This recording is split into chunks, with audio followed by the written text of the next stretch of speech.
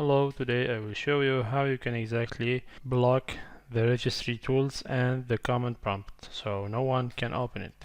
Okay, we go to search, we write regedit, we open, so here the registry editor is working normally, okay? We go to search, we write cmd, command prompt is working normally, okay? So, to block the access to them, we go to search, like always.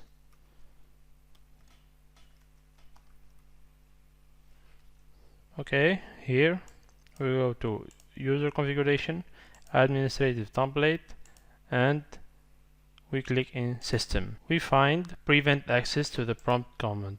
Okay, we click right click in it, edit, enable, apply, okay. This is to block the command prompt access, okay? So the second one is prevent access to the registry editing tools. Right click, edit, enabled, apply, okay. The second one is for blocking the access to the registry tools. We go to check now, go to search, regedit.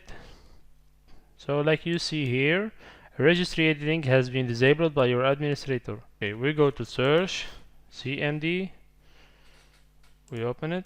Like you see the message here, the command prompt has been disabled by your administrator. Press any key to continue. Any key you press it in your keyboard, it will just close this command prompt.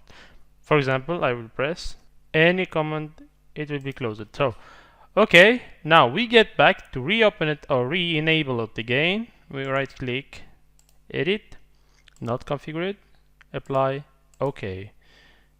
Go back to the second one, edit, not configured, apply, okay. We go to check, regedit, and it's working normally.